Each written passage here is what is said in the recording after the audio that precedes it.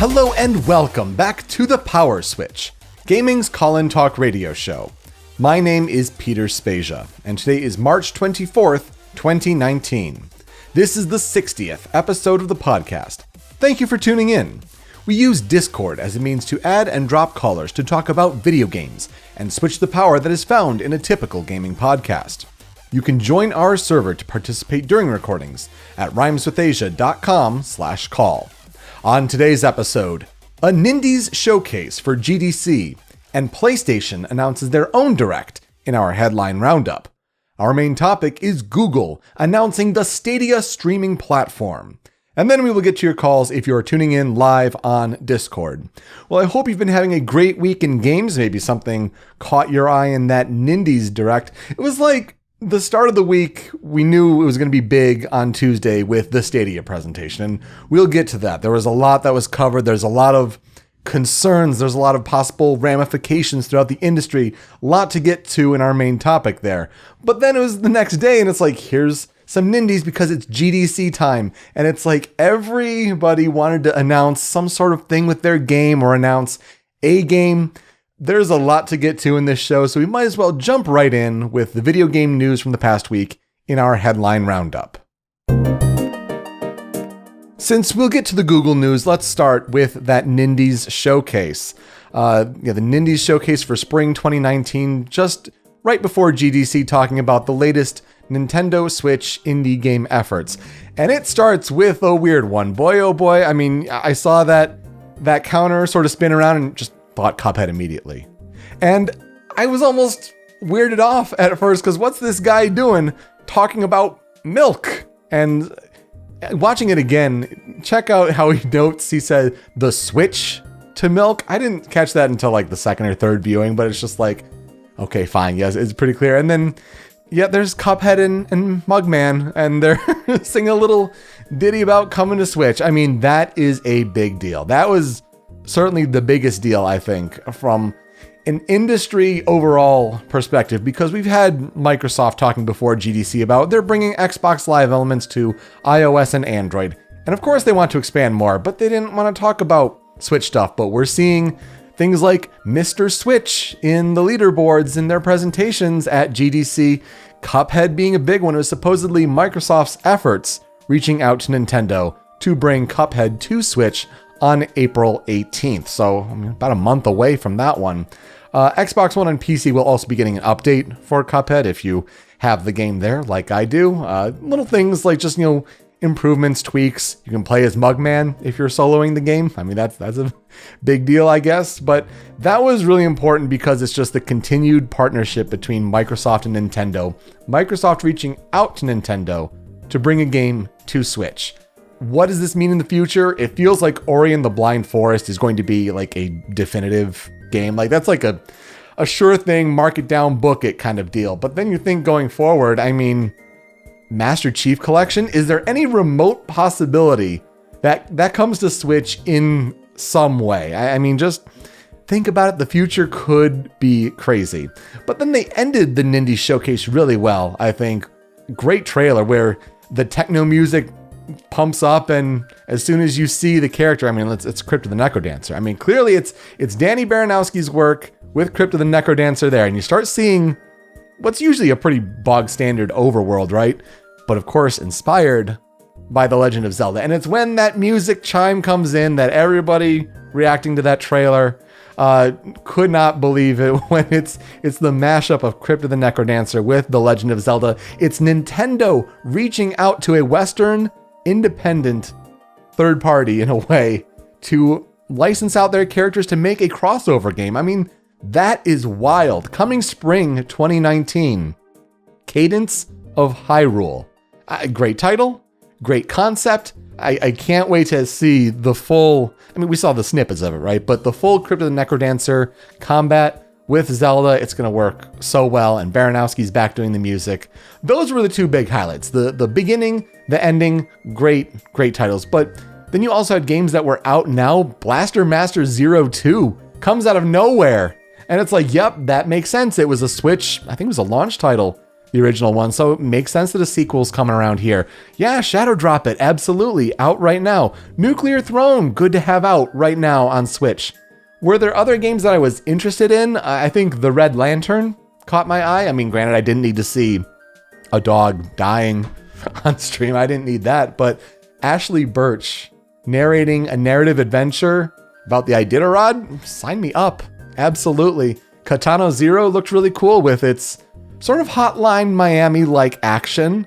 And then Creature in the Well, when you're talking about like top-down pinball-like action, that was really cool too. So I think those ones kind of caught my eye the most. But good to bring on the Nindies. Absolutely. Need to see those more. You know, it's good to see more direct presentations, right? So thought PlayStation, and PlayStation has been rather quiet for a while now, to the point where they say, you know what, we're going to come up with the State of Play Direct. And, you know, I get the play on words, it's really clever, pretty cool. But Monday, March 25th, so maybe by the time you're listening to this, it's either already out or very soon going to be out there. So on Monday at 5 p.m. Eastern Time on March 25th there, PlayStation is doing their own Direct, where they say in their blog post, quote, State of Play will give you updates and announcements from the world of PlayStation. Our first episode will showcase upcoming PS4 and PSVR software, including new trailers, new game announcements, and new gameplay footage. There's been rumors going around about there's like a new first or second party exclusive to PS4 that hasn't been announced yet, and I wonder if this is the place to announce it, whatever it may be. And this is a really big deal, though, overall, because it's really the first big communication from Sony and PlayStation since they said, oh, we're not doing E3 2019 this year. And that's really unusual, right? I mean, yeah, we've seen the preview stuff for Days Gone, and I'm pretty excited for that one to come out at the end of April for sure. But to see more news like this, the real question will be, where does it fall on the spectrum between really cut and, you know, narrowed down Nintendo Direct style, or open and free-flowing and long format with live show hosts that Xbox does with Inside Xbox? Do they kind of place it in the middle? Do they cheat one way or the other? I'm going to be very interested to see State of Play and what that will really have to offer. Microsoft, though, is also offering a live show this week. They're kind of taking a more direct approach, I suppose, where they're talking about ID at Xbox Game Pass. And so it's like the Nindies sort of route, but they're talking about the Xbox Indies, specifically the ones that will be coming to their Xbox Game Pass service. That'll be on Tuesday, March 26th at noon Eastern Time. They say that the biggest title that they'll have to talk about with behind the scenes look and all will be After Party. And that's the follow-up title from Night School Studio, who you may know as the creators of Oxenfree. So that one's a little more laid out, like temper your expectations for that one. PlayStation's going to go big with their first State of Play. Microsoft will follow up the next day with a smaller indies-focused ID at Xbox Game Pass. But Sony's trying to do something big at retailers, though. According to a scan of a GameStop notification, Sony will stop distributing digital game codes for full game SKUs at retailers. This will be starting on April 1st. For GameStop, it says customers will be encouraged to pre-order the physical version of the game if a customer comes up and asks for the digital code. Of course, PSN gift cards will still be sold, as will add-ons like DLC and things like that, but you've probably seen at retailers, it's just, you know, full physical games, codes and cards for them. No longer, according to Sony and PlayStation, will those be sold. Very interesting. I mean, I guess it kind of makes sense, you know, funnel more people into the digital PSN storefront and Sony can get a bigger cut that way. I guess it kind of makes sense. I mean, in a way, it's almost confused me. Why do they sell those cards at the store to begin with? So I don't think this really necessarily hints at what they're doing next with PS5 or anything like that, but it's kind of a reining back of their retail presence in the slightest possible way. This just very interesting to note. Epic Game Store, though, when we're talking about digital storefronts, is trying to put in those body blows to Steam, right?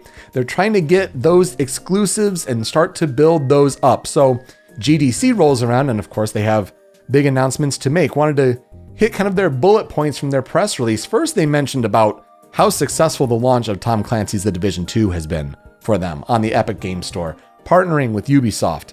So Ubisoft and Epic are announcing an extension to their agreement that will bring several major PC releases to the store in partnership with their Uplay division. Details will be revealed in the future by Ubisoft. So Epic also does a monthly free game promotion through the Epic Games Store. And because of this success with Ubisoft, Ubisoft's past titles are now eligible and available to be used for that free game promotion. So keep that in mind. I think some people were bothered by the news that Take-Two Interactive's private division are bringing their highly anticipated titles The Outer Worlds from Obsidian Entertainment and Ancestors: The Humankind Odyssey from Panache Digital Games to the Epic Games Store. People definitely concerned with The Outer Worlds being an exclusive to the Epic Games Store. I guess it's just another thing that you'd have to install another account to make. But then again, like, if PC is the way to go, like, these are the business deals that are happening to try to, get those shots in to Steam to kind of loosen the grip of the monopoly, as it were. We knew that Quantic Dream had kind of broken away as a second party, sort of studio to PlayStation, where a lot of their games for a while were PlayStation exclusives. And we knew they got that big investment for future titles to go anywhere, to go multi-platform. Didn't really see this coming, where Heavy Rain, Beyond Two Souls, and Detroit Become Human are coming to PC for the first time. And they kind of said soon, exclusively to the Epic Games Store. I mean, that's a big deal, especially for Detroit. I mean, came out last year and now it's already coming to PC. I mean, that's crazy. Epic also announced that After Party, mentioned that earlier, Control from Remedy, and then Dauntless are among the future Epic Games Store exclusives that will be coming. Now, some of these, like Quantic Dream, I believe have at least 1 year exclusivity, so maybe they'll still come to Steam at some point, but Epic's trying to get their foot in the door there. That's really interesting. Bethesda has announced their E3 plans. And yes, E3 is going to be coming up sooner than we realize, but when we know that PlayStation is falling away, EA isn't really going to have a press conference this year, Bethesda says, yep, despite our rough year, we'll still have our press conference Sunday, June 9th. It'll be at 8:30 p.m. Eastern Time. They mentioned it'll be an in-depth focus on Doom Eternal, which certainly makes sense. I would definitely expect Wolfenstein Youngblood in there as well. That's kind of the interstitial title, not a full Wolfenstein game, but talking about Blazkowicz's twin daughters. They mentioned it last year. They showed a little teaser trailer for it, but they're aiming for release this year. I would expect more on that. It's going to be interesting to see if Fallout 76 is going to be a focus at all. It went so badly for them last year, but I'm sure they have a content plan that they'd like to roll out if they want to continue with that game. Will that be talked about at all, or do they avoid it? A lot of E3 predictions are going to talk about Starfield and the Elder Scrolls 6. And they're going to say, oh, we saw them last year. They were just titles, but maybe we'll see something this year. I wouldn't expect it. It would be great to see. Don't get me wrong. But I wouldn't put any expectations on seeing either of those two games there. I mean, they're so far away. We kind of still have to establish the next generation, right? And we're just not there yet. So maybe next year. But hey, if Bethesda wants to surprise us with those games, by all means, show us. Hideo Kojima and Norman Reedus are going to be talking about Death Stranding at the Tribeca Film Festival. This will take place on Thursday, April 25th at 6 p.m. Eastern Time. Of course, Jeff Keighley is moderating the discussion. I had to throw this in here because I was wondering, with PlayStation kind of shifting the way that they're divulging new information, is this going to be part of their newer approach? Will we actually see new information, see new gameplay, maybe get a release date tease? Something out of Kojima from the Tribeca Film Festival of all places. Just kind of keep that in mind for late next month. Of course, it's an interesting venue for Kojima, right? Who's always sort of fancied himself a director. So put him on a film festival stage, and maybe with Reedus they'll divulge some new information, because you see people who are seeing Death Stranding and they're like, it's mind-blowing, it's amazing. And it's like, okay, you did get that access. You're going to say great things, but how good is it really? Just keep that in mind. And then I was very excited yesterday when Persona 5 The Royal was revealed. So keep in mind that just as Persona 4 Golden, one of my favorite games of all time, was named Persona 4 The Golden in Japan, Persona 5 The Royal has been teased in a teaser trailer following the Persona 5 animations concluding OVA over there in Japan. So, yes, probably the localized title will just be Persona 5 Royal. Just keep that in mind there. But the tease of this shows a female character in what is apparently a first-year Shujin Academy outfit, and she's sporting a dark red ponytail. The general translation of what happens, there's a voice, some people think it's a catchy, asking, what do you think of the Phantom Thieves? Of course, it's all in Japanese, so translations here. But this female character says, essentially, I think helping people is a wonderful thing, but if I had to say, I don't like them. I don't think the Phantom Thieves' methods will make the world a better place or help anyone. In the end, I feel like you can only solve that yourself. So there's definitely a mystery as to this character's role, and I think a lot of people were kind of jumping on board, probably myself excitedly included, saying, female main character. Oh man, first time since Persona 3 Portable, female main character. Give us a whole game based on her. Not necessarily just yet. I think there's a good chance, but you have to question with that quote. It kind of throws the motives in a bit of a mix there. You know, whether she is helping the police, whether she is a main character, or really what this means for the changes that could be made to a vanilla Persona 5 game. And I think that's where a lot of people are thinking, that's kind of based on the naming conventions, what it's kind of showing, how it looks. It's probably going to be the cleaned up version, the director's cut, as it were, of Persona 5. It's not going to be the fighting game. It's not going to be a whole separate new game entirely. I don't think anyway. Persona 5, the Royal, it'll just be kind of that best version, right? So it's interesting to think about what this female character and what her role will be, really. But you have to kind of think that it's got to be really important. One, why would they show her? But two, why does Super Smash Bros. Tie into everything? We talked about several episodes ago where there was a Super Smash Bros. Ultimate data mine that suggested an alternate costume to Joker's character model. It had the code name in there of Jane instead of Joker's Jack. And the interesting thing about that data mine text was it specifically noted a ponytail. So you speculate about, oh, well, Persona 5, maybe there's a female character, maybe she has a ponytail. And if that's what we were thinking then, why does that pay off now? For Smash Brothers, it makes sense to show that now, have her be an alternate costume of some sort for Joker, show a Smash Brothers Direct in April sometime. We got to show Update 3.0. Is it going to have, the new modes like Stage Builder, like Home Run Contest? Show Joker gameplay finally. Talk about when in April it's going to be released. And then you got to tease character 2, right? For Smash. I mean, Dragon Quest, let's get that going. We got to, if E3 is going to show character 3, we got to show character 2 here eventually, right? And if that character 3 will be a Microsoft, that's a whole thing, right? But it's interesting to think about the timing and interplay for all this, right? Because the big holdout for Persona 5, the Royal, is that we have to speculate for another month because we have to wait until April 24th to learn more about the game, when more information will be shown at the Persona Super Live concert event. And that makes sense. That's been a place where in years past, Persona game news has broken. But man, to be vague enough to have us speculate even further, I mean, that's just wild. And I'm looking forward to both the Smash news and the Persona 5 news. But that was a big reveal this weekend for sure. So not only was that game announced, plenty of other games and their release dates were announced this past week for GDC. Let's kind of run through them quickly. Apex Legends Season 1 Battle Pass with the new Octane character is out now on PlayStation 4, Xbox One, and PC. Dragon Ball Xenoverse 2 Lite, which is a free version of the game, is out now on PS4 and Xbox One. Life is Strange 2.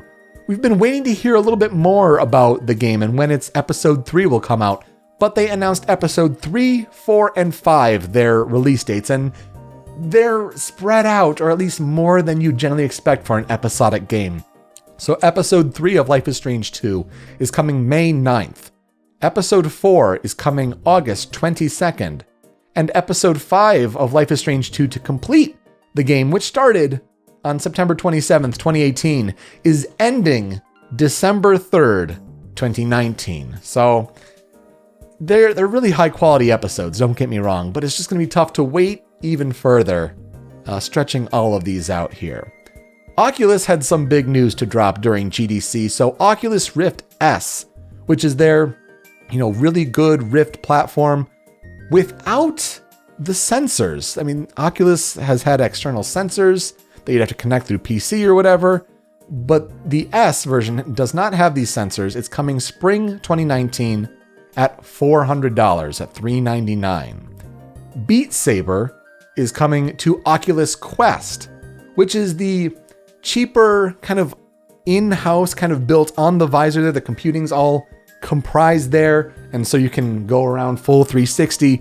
Beat Saber, a great game to launch with that, coming in spring 2019. That's Oculus Quest. Angry Birds AR, Isle of Pigs. Yes, remember Angry Birds? That's still a thing. This Isle of Pigs game is coming to iOS with augmented reality, where you can kind of fling those birds there. That's coming in late spring 2019 to iOS there. The Somnium Files. Or is it AI? The Somnium Files. It's the follow-up game from Kotaro Uchikoshi, who really directed and pushed the Zero Escape game. So his new game, The Somnium Files, comes out July 25th on PS4 and Switch. Control from Remedy, as we mentioned earlier.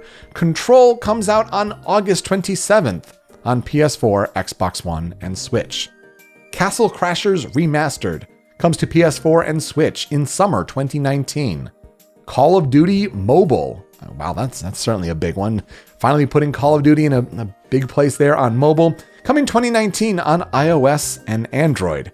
And Vampire the Masquerade Bloodlines 2 comes to PS4, Xbox One, and PC in Q1 2020. The follow-up to that 2004 cult classic. Hard to believe, but a lot of people really excited for that one. So good to see that there.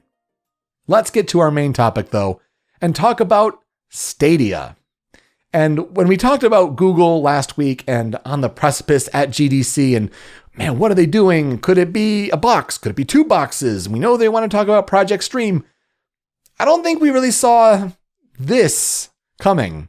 First of all, definitely important. I think we may have lost a little sight of this, and maybe some people still lose sight of it. Keep in mind that because it's at GDC, this was developer focused. So when we rattle off what we were looking for, they'll talk more consumer facing things. And trust me, there are a lot of questions still to answer. They'll talk about that, they said, in the summer. Does that mean E3? Does that mean their own event? And hard to say. But when we keep in mind of what this is, remember that this was presented to developers, and it's still kind of early days in a way for Stadia, but they really wanted to talk about it and kind of go in depth and give the big vision. So let's first talk about what is Stadia. Then we'll look at the points from last week and see, did they hit any of those? We'll talk about the concerns going forward. And then finally, the competitors, because there's a new first party in the video game industry. They're looking to kind of get a piece of that pie. So to quickly run down the Stadia event, and I do recommend watching the Stadia event. I mean, it's in our show notes. If you didn't check it out, you absolutely should. It's a big deal, and it's Google trying to look really forward at what could possibly be a next generation concept. If we're there yet is a whole other question, but let's talk about Stadia. Google Stadia is essentially Google using their data center as the processing power hub for streaming game content. It is not a box at all. So it talks about boxes and consoles, just not a thing. It's Stadia streaming to wherever, essentially any screen using Google tech, whether it's Chrome on a laptop, whether it's Chromecast, whether it's your phone on the Chrome browser there. It's a lot of potential there, but they talked about how they wanted to focus on create, scale, and connect. They first kind of pitch it with this instant access to gameplay, of course, using Assassin's Creed Odyssey as they did with Project Stream, where say you're watching the end of a YouTube video and there's a link to play it now just to get people to discover and really get into the game sooner. They said as soon as 5 seconds, you're in Assassin's Creed Odyssey. I mean, wild stuff. Okay, well, vertical integration and antitrust things, that's one thing, but crazy vision, certainly. Talking about moving your save from one device to the next. The big thing on controllers and devices that you own. So the entry cost seemingly for the hardware is pretty low. Like you have most of these things probably. You can plug in any USB controller, Xbox One, PS4, Switch even. They can support all of that. But of course, they have their own Stadia controller, which has extra perks, extra features. It connects to the Wi-Fi network, so it can connect to the Google sort of setup to kind of sync better there on that end. There's a capture button, there's an assist button, there's a microphone because every Google thing has to have microphones, right? They say they're aiming for 4K 60 HDR at launch, which is bananas. And they say, it makes sense that it's scalable, possible to 8K over time because the processing power is on the Google data center. And the GPU that they built for one GPU, they estimate it at 10.7 teraflops. If you want to get in the nitty gritty, Xbox One X is at 6, PlayStation 4 Pro is at 4.2. So, more powerful than them combined.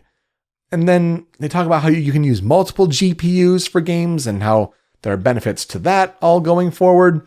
They get id Software, Marty Stratton on stage talking about Doom Eternal and how they're aiming for 4K 60 HDR at launch on Stadia. That's a big deal to get Marty out there. Even little things like there's better multiplayer because you don't have to worry about the peer-to-peer connections and someone's bad internet slowing you down. And they're embracing cross-platform play. Absolutely. That's such a next-gen idea that the game industry needs to embrace.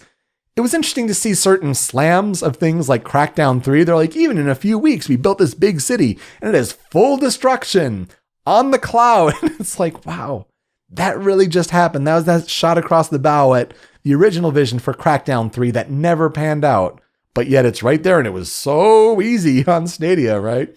Talking about asynchronous or even the return of split-screen multiplayer with no fidelity loss. Because they can, sure. The style transfer bit where they brought the lady from Tequila Works up there. Again, it's a dev tool. Interesting, you put in a picture and its style gets applied to all the gray boxes. Okay, cool little trick. It's a dev thing, fine. State share was a really interesting idea though, and they brought out Dylan Cuthbert from Q Games. And Q Games works on the Pixel Junk shooter games. They also worked on Star Fox Command, which I found interesting in the research there. But Dylan Cuthbert's making a game that is going to take advantage of all this. And state share is the idea of generating a link that you can put in Discord, Twitter, anywhere on the internet. People can click and be brought into a specific moment in a game. Like it saves all the elements, the inventory, the status where you're at, where people can just say, hey, beat my high score. Fascinating in concept. And for a cloud streaming setup, it could absolutely work.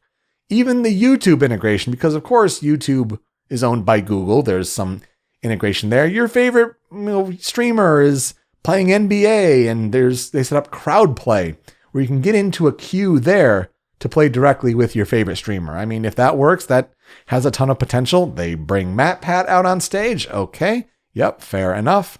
Talk about Google Assistant and how you're stuck on Rise of the Tomb Raider and say, help me get to the next part of the story. But it looks at a YouTube video, they say that it can pull and use the AI learning of the Google Assistant to get that video right for you all on the same screen.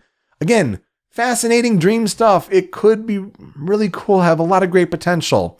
We talked about Jade Raymond last week and how she was a VP at Google but couldn't talk about that yet. Well, it makes total sense that Google is opening up their first-party studio development hub, almost like with PlayStation and Sony Worldwide Studios and the Xbox Game Studios, just that kind of first-party hub. So it's Stadia Games and Entertainment, where Jade Raymond is the head of that.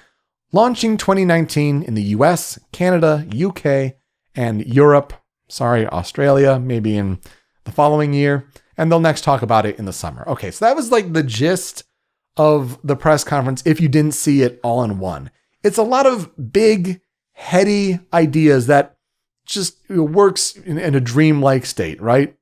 But let's look at our last talking points from last week. Did it hit all those key things?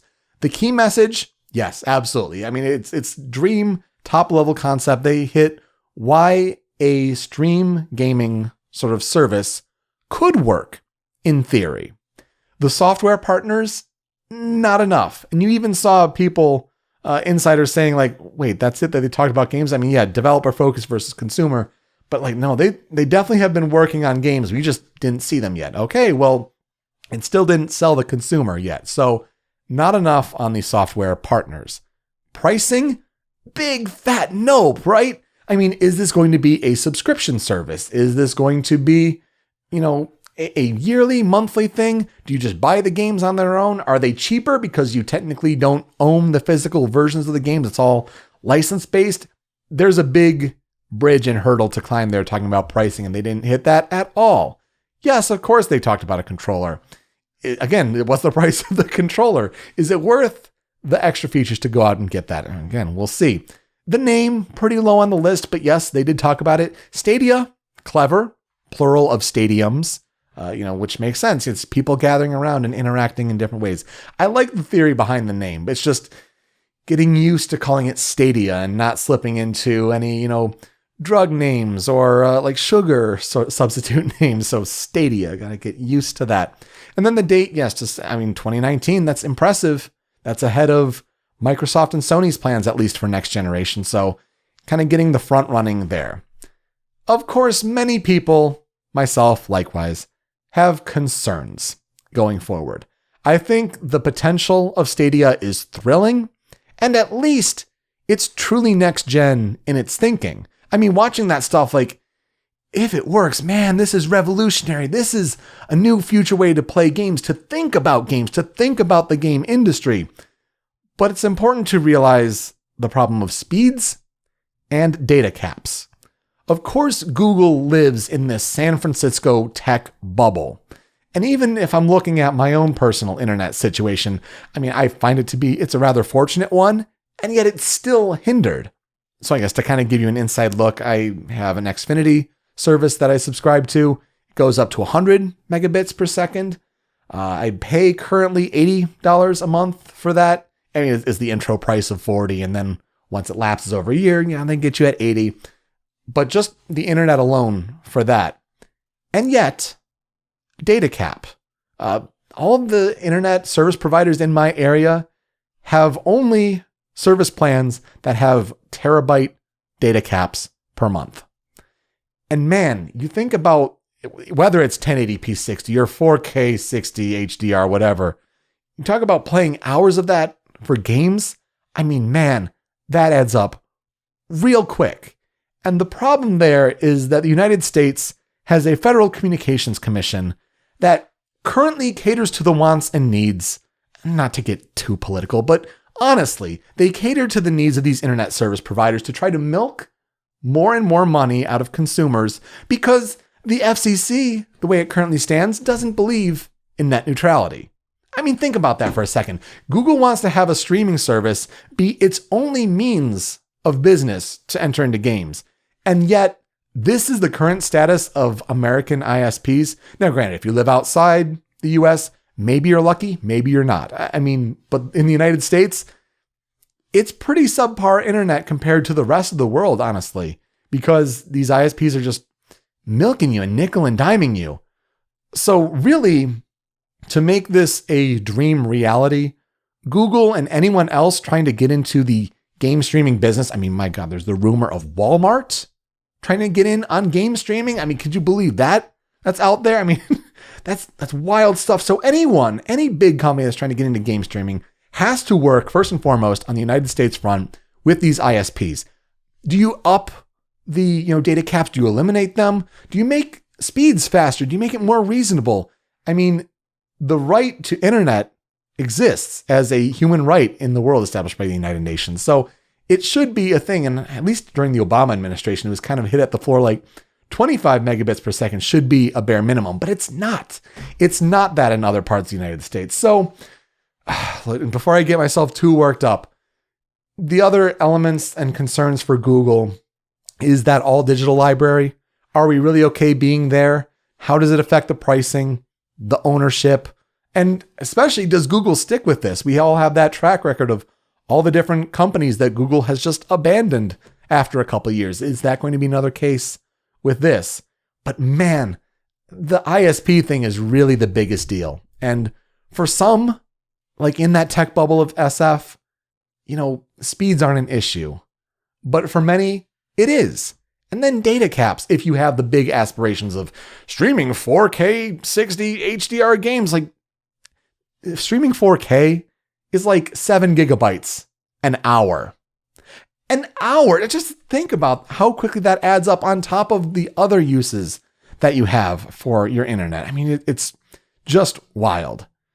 But Google is a major player, and they're here stamping their foot in the industry, and it's really a big deal. So let's quickly look at how the other big competitors, the big three, Sony, Microsoft, Nintendo, should they be concerned? Well, I think it really grants these competitors at least one more console generation, which we are about to approach, right? There's still going to be something that needs to be said for the premium, unfettered experience. Because even if Google can deliver 4K 60 HDR, all that stuff, the compression on that video signal is going to be crazy. And so Microsoft will be able to walk out there and say, here's our next generation Xbox. It's, the big Anaconda, sort of model, not the Lockhart xCloud streaming version, where you can play true 4K 60 HDR games without the compression of streaming. And that's going to be the top level experience on your nice TV that you may or may not have. So we at least have several more years of consoles to actually work with. Microsoft is at least in the position where they're developing their xCloud streaming technology as a supplemental means, right? Because what if, streaming kind of goes belly up? Google kind of hosed. They didn't talk about a physical hardware solution. They're really banking on that we're ready for streaming where we may not be yet because of the infrastructure. Microsoft would at least be using xCloud as a supplemental, saying that you can do this on the go, on your phone, wherever, on your tablet, on your Surface tablet, right?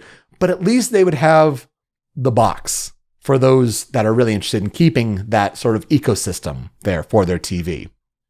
At least that's what Microsoft has. And it's going to be fascinating to see their conference at E3. I'm excited about Nintendo's Direct at E3, to be honest, when they eventually announce it and talk about that. But Microsoft is going to be the big deal player at this year's E3. Don't you forget it. It's going to be fascinating to watch. Sony, for as quiet as they are, they're also in a very interesting position, right? PlayStation 5 is going to be eventually in the works. They'll eventually announce it, assuming it's called PlayStation 5. But they still have the premium first-party studios that are ready to deliver either new IPs, sequels to really successful IPs, Horizon, God of War, Spider-Man. I mean, sequels of those are surely on the way. So they're good with the premium console and first-party studio experience, but now they're starting to tinker with things, if you want to believe the patents, like historical backwards compatibility, going all the way and say, stick your PS4, PS3, PS2, PlayStation discs in this system, and it'll work. I mean, if they can get that going for the next generation, craziness, that would be amazing. And then on top of that, they also have PlayStation VR as a kind of core component to their console business. How does that develop for the next generation if the VR market continues to be a thing? But they also have PlayStation Now, right? They were early adopters with buying Gaikai and using that. And yeah, it hasn't really gone off and been the success they want it to. But now can they compete with Google's data centers, with Microsoft's Azure servers? Do they partner with someone like Amazon who wants to get into like the Google sort of competitor game streaming business? Maybe to kind of help bolster that service. It's really interesting to see where PlayStation is, and it's a shame that they won't be at E3, but maybe with things like State of Play, we can kind of get a sense of how they're sort of walking down that roadmap. And for Nintendo, I mean, they're killing it with the Switch. They're winning that portable space for a console. I mean, mobile gaming is a whole other thing entirely, right? But for premium experiences, to take them portably, Nintendo, hand over fist, winning and owning it with the Switch. But they're missing that potential future if streaming takes off. And that's where you have to wonder if a partnership with Microsoft is inevitable. To get Game Pass, to get xCloud on Switch, you got to think, Nintendo's not going to want to say, hey, Amazon, hey, Apple, do you want to be all buddy-buddy and try something to try to compete with these other juggernauts? The partnership with Microsoft may be critical for that going forward, and they can obviously benefit the both of them. So really interesting things to think about. At least, all the cynicism about Stadia aside, it provides an injection into the game industry to think about all these sort of things in new ways. And that is probably the most exciting of all. So yes, that is all that I have to say here. And normally this is the part of the show where we throw it over to you, the callers. I gotta give a big shout out to Video Game Guru 64. You think doing this show on Discord plenty of times, you've seen all of the weird quirks that are involved with Discord. Well, no. New glitch encountered today where Video Game Guru 64 trying to call in and just can't hear. I'm spent quite a while trying to troubleshoot and get it figured out. Can't get it to work. Hoping to get to talk to you next week. Thank you for tuning in and listening. Really do appreciate that. And if you're looking to tune in, and I'm here every Sunday afternoon looking to talk to you about games, and if you'd like to participate, you're certainly welcome to over on our Discord at rhymeswithasia.com/call. Looking forward to talking to all of you there. But for now, let's get into the end of the show. We'll talk about the games that are coming out this week. Battlefield 5 Firestorm comes out Monday, March 25th on PS4, Xbox One, and PC. This is finally the rollout of their Battle Royale for Battlefield 5. So it should be interesting to see just how well it does, especially with EA right now and all the Apex stuff. Should be interesting. Final Fantasy VII comes to Xbox One and Nintendo Switch on Tuesday, March 26th. And that's not the only Final Fantasy release, because Final Fantasy 15 Episode Arden, the final DLC for that game, comes out on Tuesday, March 26th on PS4, Xbox One, and PC. I guess they're doing some sort of digital booklet, some sort of written release, because they had more episodes planned. But we'll see how that all shapes out. But Episode Arden, it's been a long time coming, but finally.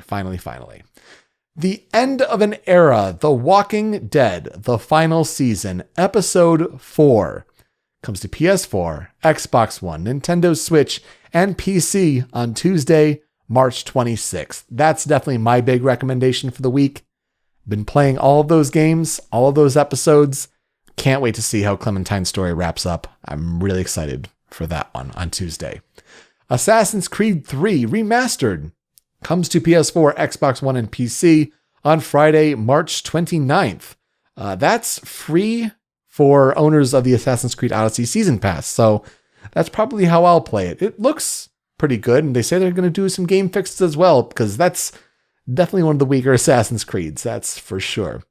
Yoshi's Crafted World comes to Nintendo Switch on Friday, March 29th. Be good to see that game finally out. Some favorable reviews from the demo, absolutely. And Tropico 6 comes to PC on Friday, March 29th. And that'll do it for this episode of the Power Switch. We are hosted by rhymeswithasia.com, and we're on YouTube and Twitch at Rhymes with Asia. Find us on Twitter, Facebook, and Instagram at The Power Switch. I am at Pete Speakeasy. You can email us any concerns, questions, or comments, or opportunities at powerswitchpod@gmail.com, and you can subscribe to The Power Switch on podcast services such as Apple Podcasts, Google Play, and Stitcher. And if you could be so kind as to leave a review, that would really help as well.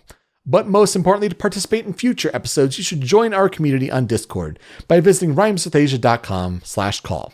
It's a small but growing community, so now is the perfect time to have your voice heard on this podcast. If you like a YouTube video to watch, I've been binging Whose Line Is It Anyway? Scenes from a Hat compilation. So I'll give you a good place to start in the show notes there, but go watch some old Whose Line, man. Like that's the stuff. And if I'm just old and you have no idea what that is, all the more reason to check it out on YouTube. Whose Line Is It Anyway? Particularly their Scenes from a Hat segment. Just good classic stuff there. So yes, a big gaming week ahead of us. Maybe you're digging through Sekiro, Shadows Die Twice, and you're dying a lot. I got it, just haven't gotten around to it yet, so it should be interesting once I do experience that, but a whole lot of games to get to. And man, March is a good month, but I know when Tuesday rolls around, I'm digging into The Walking Dead. I need to see how that story ends. I can't wait. But it should be a big week for games. That State of Play. Look for that on Monday. What's going on in PlayStation world? Can't wait. So we'll talk about it next week on Sunday afternoon. Looking forward to hearing from you. Please stay tuned to that Discord channel as everything develops. And regardless, whether it's live or on your own time, I look forward to you joining us for our next episode. With that, I'm Peter Spezia. Until next time, switch up, call in, game on.